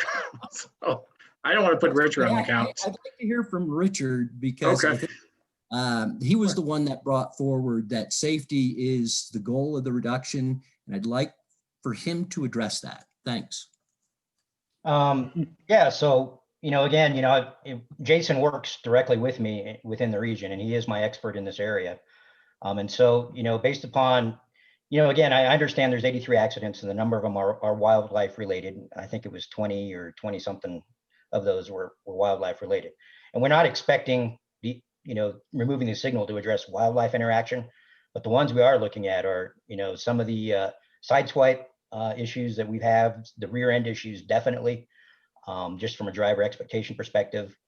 We feel that, traffic does queue at that particular signal. And a queue is, put it in simpler terms, traffic backs up, and people come around and they're not expecting to see a backup at some locations. And so that's why we have, from our perspective, from an engineering perspective, we believe that removing the signal will actually help with some of the accidents that we're seeing with that. So with that, Jason, I don't know if you want to elaborate more. Again, Jason is our traffic engineer within the region. So So before Jason elaborates, I do have just one follow-up question, if I may. So if animal interactions clearly won't be impacted, yet animal interactions are part of the equation, does the equation need to be recalculated so that we understand how that traffic is truly going to be impacted by the removal of the light? And So so there wa- I wouldn't say we relied on, the animal interactions as part of the design to make our decisions. We're focused more on what we can actually fix. And so Jason, you can, chime in on that more if you'd like. No, that's a quicker way to say it than my long-winded example. It's not part of the equation or design consideration. Well, I guess when the information presented included that, and the numbers include those interactions, I think it leaves the public with the feeling that it is part of the equation. And removing those accidents from that equation, doesn't that change the dynamics? That's where we're struggling. So I apologize for that. So that's just the way we kind of report things. So if you look at pedestrians and non-collisions, they're zeros, but that's just how our data comes out. So we that's how we report everything. We take everything and report out. Apologies for that. No, that's okay. Can you see where the community is struggling with the analysis based on the information that you've provided? And can you recognize, does CDOT recognize that the community does have some concerns that they've been presented to you? I understand that you have a position, but I haven't heard CDOT say, yes, we understand your concerns, and how this project specifically addresses the concerns presented. No, I think there's a lot of empathy here. So, and I think the pandemic doesn't help. I think Zoom large meetings are something we're still getting down quite, doing better. So I appreciate that. And so, in the clarity, so there's a lot of questions we've received, and I think we've answered them. If there's something you feel like we haven't answered, or if there's something more specific you want us to elaborate on, just please ask. So just one more follow-up question and then I'll hand off. So there've been a lot of questions, and there does not seem to be a lot of community buy-in for this project. And there doesn't seem to be an urgency. Is CDOT willing to postpone this project pending additional input and conversations? Yes or no? I'm going to have to, take some time after this particular meeting to think through some of the concerns and the issues. I mean, you noted, and you said you don't hear a lot of, acknowledgement of the issues. We recognize, this is not a perfect solution. But again, we do have a mission at CDOT to address safety, and it's safety of all users. It's not just local community. It is a state highway. And so it does serve a larger group of folks that we also need to be concerned about as well. So, I will have to take this back and, do a little bit of thought on it. And, have to have some additional conversation. But, I do want you to know, in the event that we do decide to go ahead and move forward with the project, though, we're not just going to walk away and wash our hands of it. We are engaged in conversations still with the county.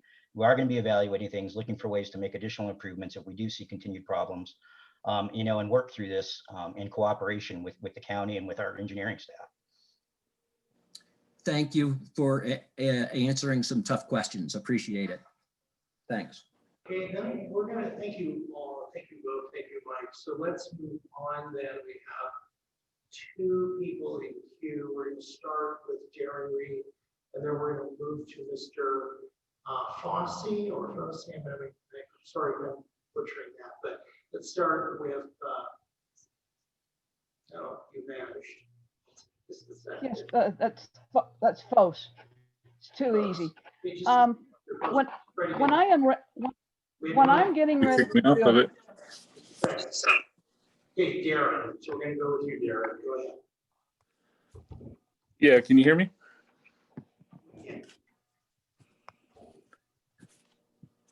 And my main question was, are you willing to put back in the light as soon as there's a death on the highway, since how there hasn't been one yet? And I can almost guarantee there will be with this kind of remodel that you're talking about doing.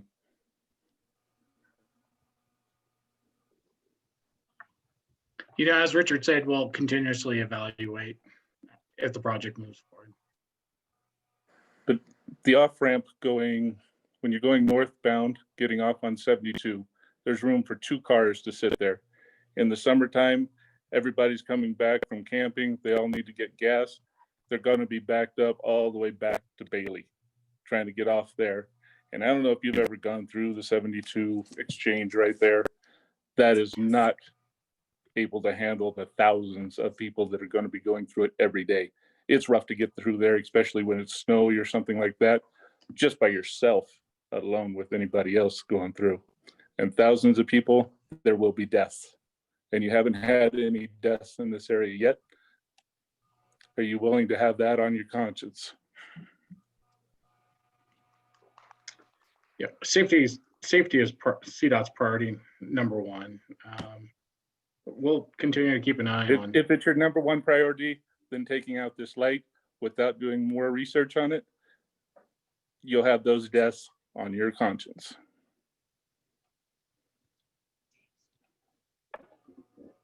Thank you, Darren. Let's go ahead and move on to Mr. Is it Post? Post. Post, all right. Go ahead, please, with yours. When I'm undertaking a project that's fairly complicated that I have to do in steps, I look at what all the steps are and what the results of each step will be, and I have to take care of the needs that one step will cause before I undertake that step. We currently have one very inadequate frontage road, if you will, in 43 on the west side of the highway. We have no frontage road on the east side of the highway to connect Rosalie and 72. What I'm hearing from CDOT is that 43 is inadequate, and we'll help you plan something on the other side, but we're going to take the light out. We're going to cause a problem before we do anything about fixing it, assuming we do anything about fixing it at all. And quite honestly, the residents here don't appreciate that approach.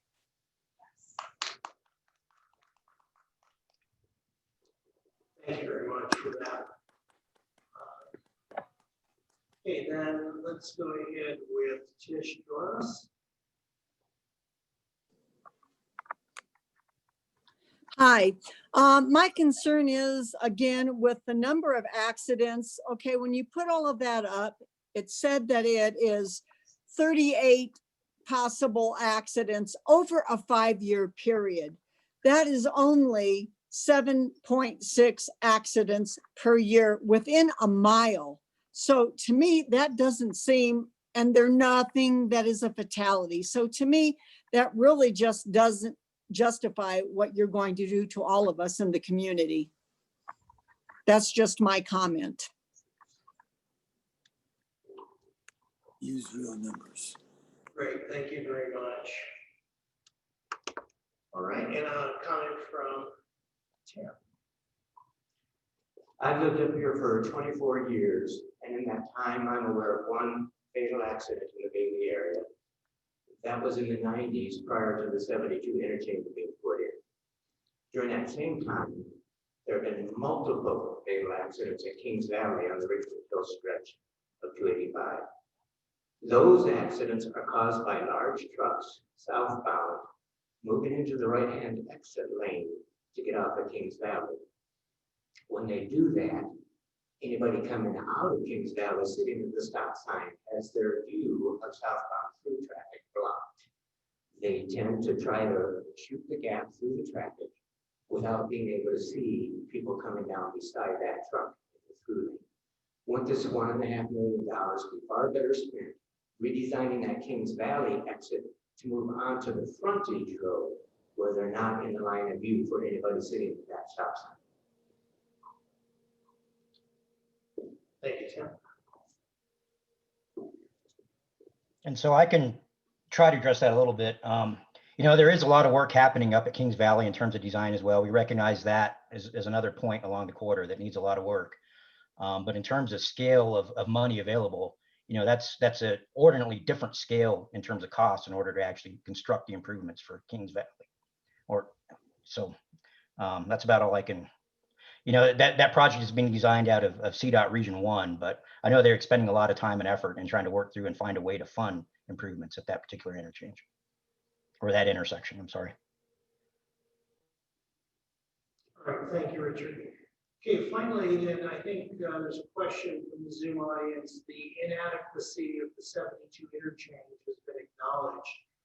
Can it be improved before the line is removed so that we have a safe alternative?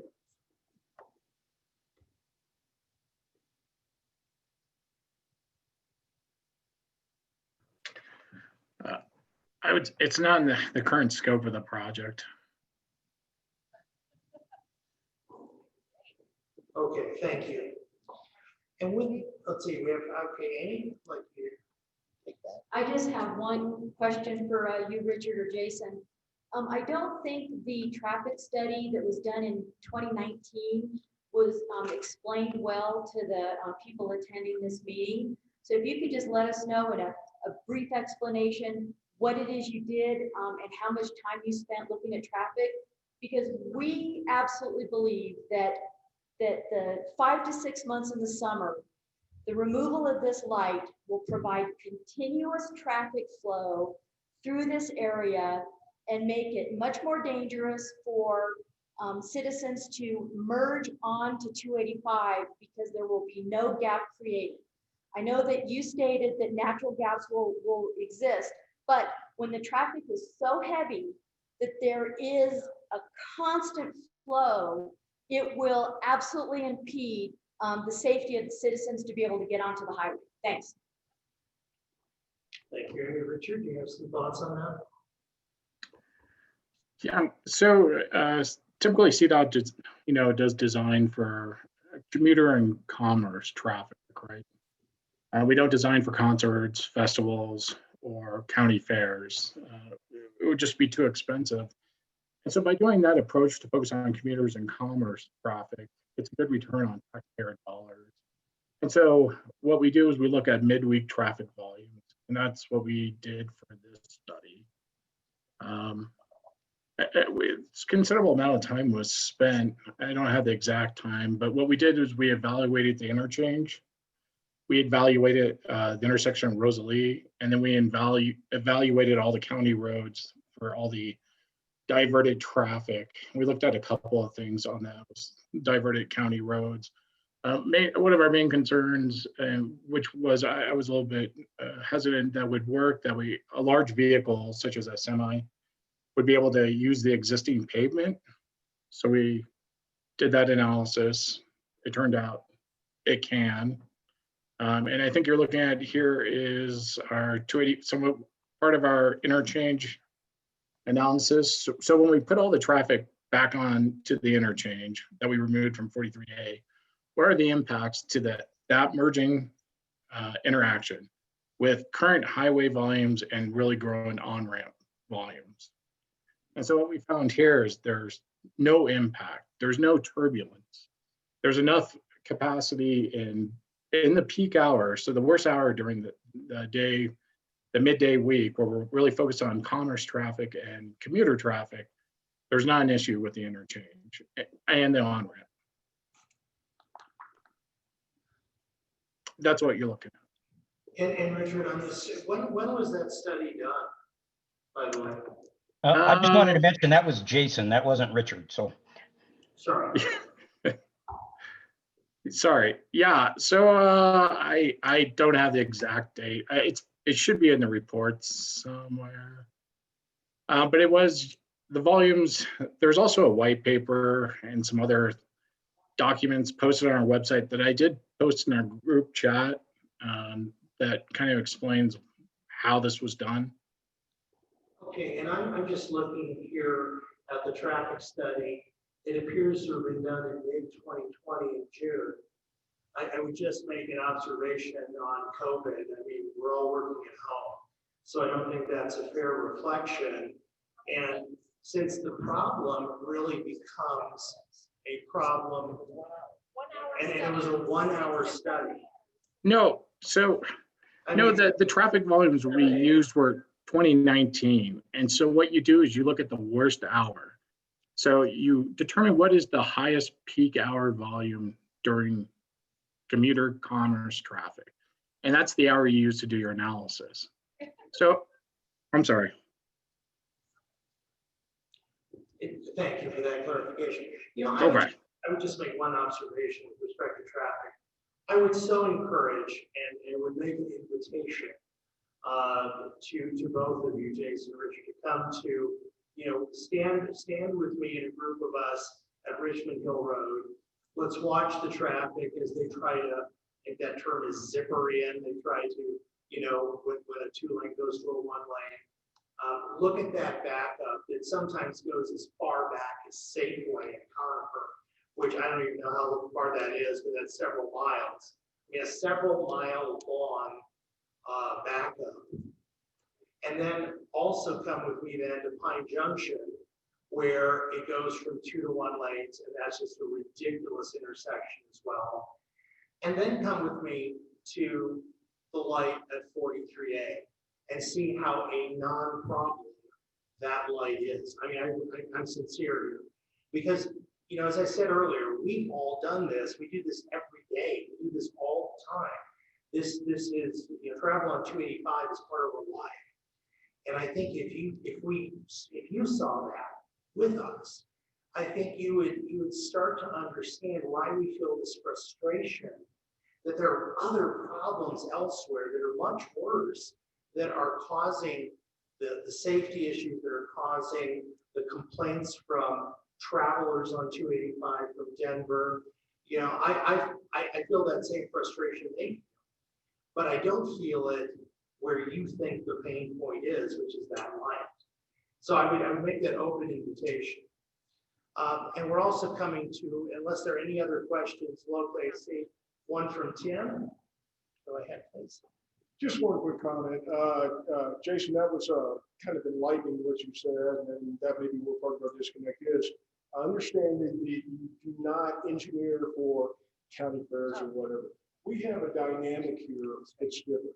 Our dynamic is the fact that the mountains are a heavy tourism area.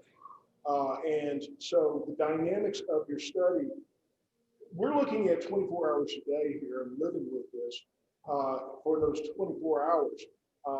Fridays, Sundays, the traffic up here during the middle of the summer, during the middle of the day, not between 6 and 7 a.m., is full of tourism traffic.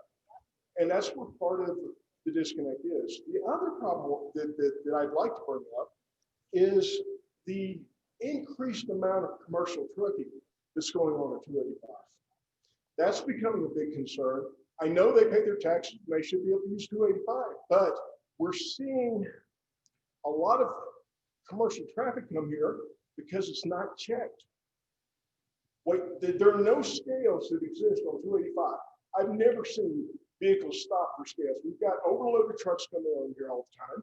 We've got trucks coming down Crow Hill without engine brake mufflers, and they're just, it's blaring. It's unbelievable, the noise. You know, a simple sign would help with that, hopefully, and a little enforcement.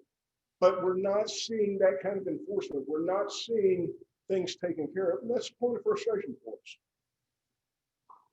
No, I appreciate that. And I think what you're seeing there is a lack of shoulders in a lot of areas to set up a really good mobile weight station. There are some chain up and chain down stations coming to 285 that CSP will utilize for mobile weight stations. So hopefully there'll be some progress on that effort. And we can always reach out to CSP and extend those concerns to them. Thank you. Okay, now we're going to do Ricky, and then we're going to do this gentleman right here. Okay.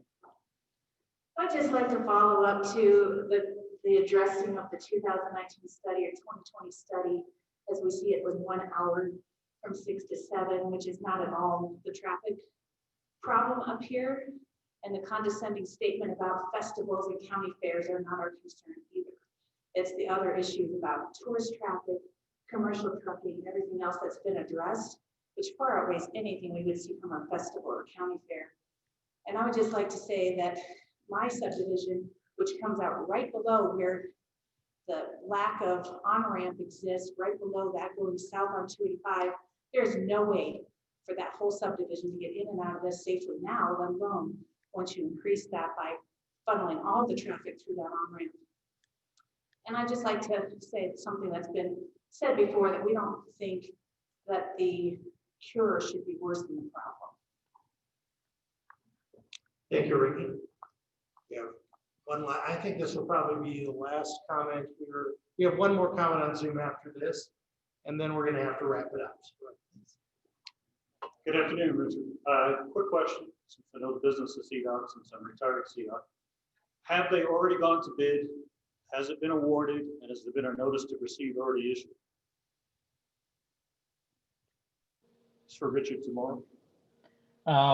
Yeah, I'm just getting myself off of mute. I apologize.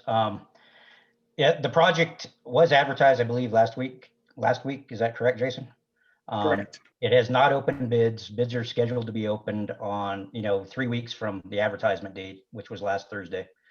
But that doesn't mean that, there's, again, as I said earlier, we're going to take, some of the feedback from this meeting, and we're going to have to make a decision on what we're going to do. So. Okay. Thank you. Thank you. Okay, and then we're going to take one last question, and this will be Jim Glenn. On YouTube. And go Hello, ahead. can you see us now? Yes. Okay. I'm Jim Glenn. I am the president of the Berlin Homeowners Association. We are on the east or south side of the road across from 43.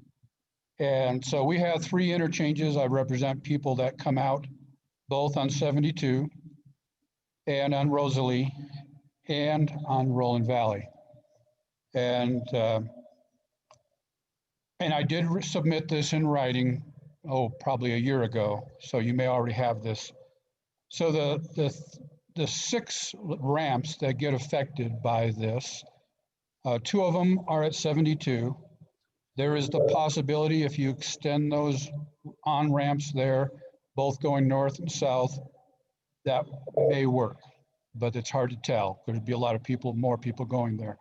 What has not been fixed is both Rosalie and Roland Valley. And what you will be doing is turning fender benders into T-bones when people are trying to get out of Rosalie onto 285, going south. And now they have this little holding place that you have on there that holds 1 or 2 cars, but trying to get across the first lane, which is the northbound traffic coming out, is going to be very dangerous. We're going to be creating, and then actually Roland Valley is even worse, because trying to get on and off there, it's on a very steep curve with people trying to pass, trucks trying to pass, or cars trying to pass trucks.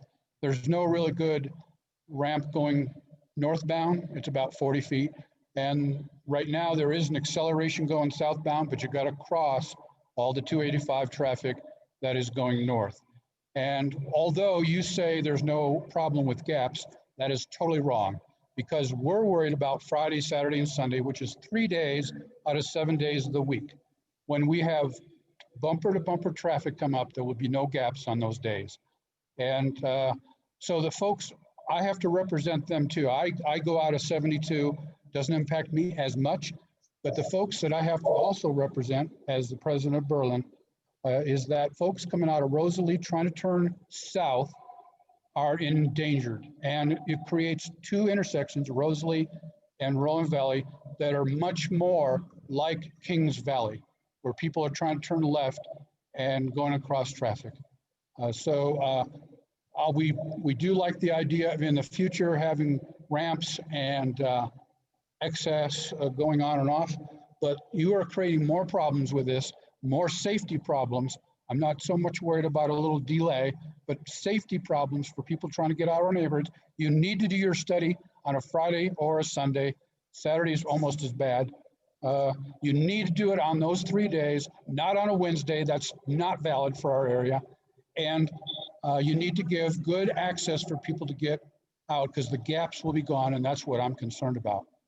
Jim Glenn, thank you. Thank you, Jim.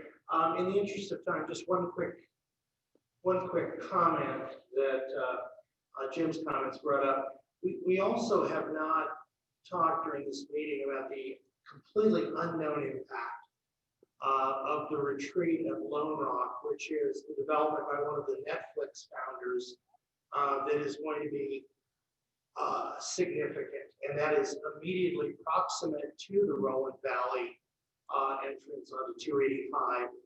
And my understanding is originally this was pitched as being a very low traffic volume impact on the highway, but recent comments I'm led to believe, including comments from some line personnel of CDOT, have indicated that that interchange is of great concern and may have to be addressed in the long run. But those are buses coming out of there. Those are buses that are going to have to be turning left across traffic. And those aren't just going to be on weekends. Those are going to be all days of the week. My understanding is that's going to become a teacher training facility. So I don't think that's even been factored into any of these conversations.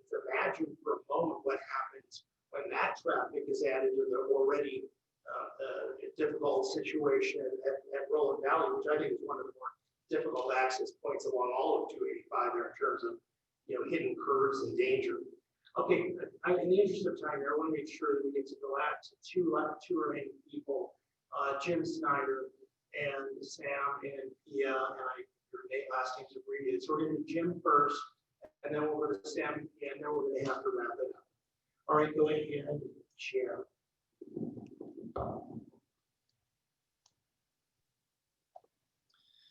Good afternoon. Thank you for answering these questions. However, frankly, I don't feel we're being heard. And my question is our argument having any impact on you?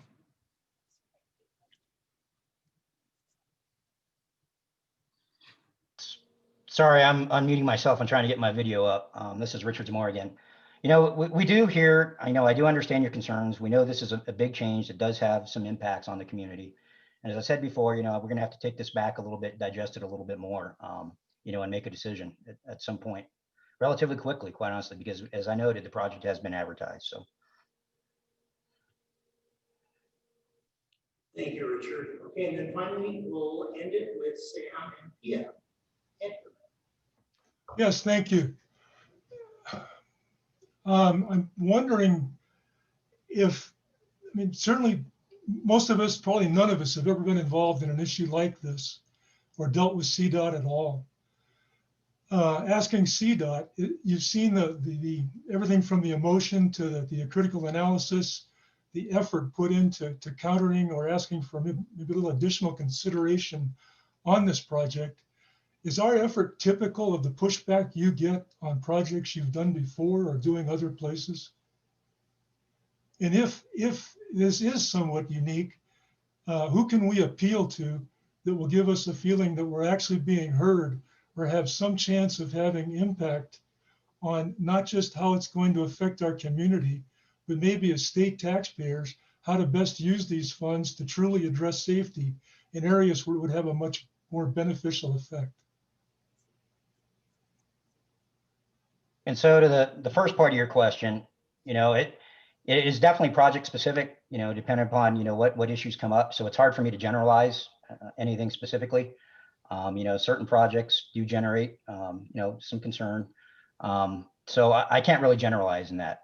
In terms of, we've not only heard your concerns, we are listening to your concerns. So I just want to make that point. Again, we have to be considered, we have to consider, all users of the highway too. It's not just local residents. We also have to consider, it is a major state highway that runs north to south through our entire state. And so we do have to be concerned about everybody as we're looking at this particular project. So again, I'm going to take the information back. We're going to have some discussion around it. And then we're going to have to reach a decision on the best method to proceed forward.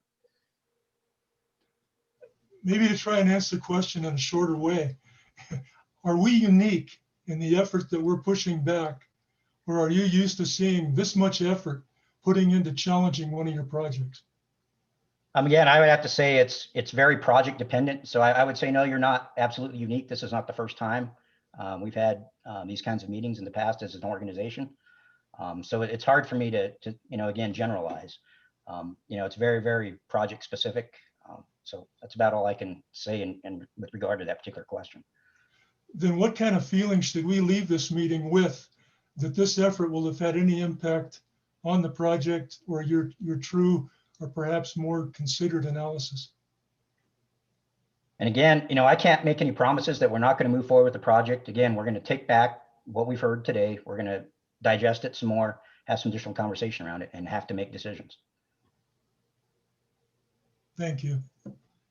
Thank you very much. All right, well, in closing here, I'd like to thank each of our participants, especially the representatives of CDOT. Richard and Jason, thank you very much for taking part of your Saturday. We wanted to make sure we had as much of an opportunity for people to participate as possible. And I think this has been a very good session. I think we've got a lot of questions. I know it's hard to answer and respond to all of those, but I sincerely believe that both of you have the best interest here in trying to resolve the situation, trying to figure out what's best. You have certain responsibilities to do what you do, but I think you heard the open heart of this community and what we believe. And I think there have been some hard questions as well that we would hope you would consider. I'd like to thank everyone who attended this event in person and on Zoom. I'd like to thank local media. I appreciate ABC being here today, which is great, as well as the Flume and the Canyon Courier, who have been great supporters of this and providing access to the public through their various publications. Thanks again to the Platte Canyon School District Board, Superintendent Mike Schmidt. I'd like to thank our panelist presenters, Robin, Amy, and Tim. I'd like to thank Liz and Ricky and Hannah for doing everything that they've done technologically. And thank you everyone who was here in person as well. And with that, just one question.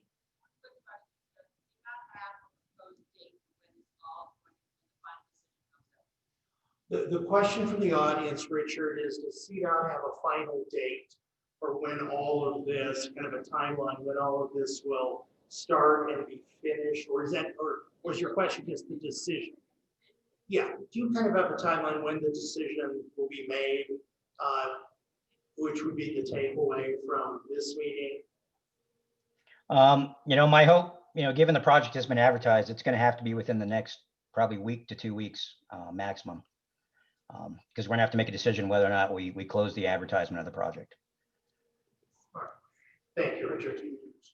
All right, again, with that. And the answer from Richard was that given the fact that I don't want to paraphrase you too much here, Richard, given the fact that it's been advertised, it has to be fairly quick. 1 to 2 weeks. If I'm getting that right. Okay. All right. Again, thank you all very much. We really appreciate your participation. And with that, if you have any feedback, please go to safe285.com and provide that to us. And again, have a great weekend and thank you for being here. Bye-bye.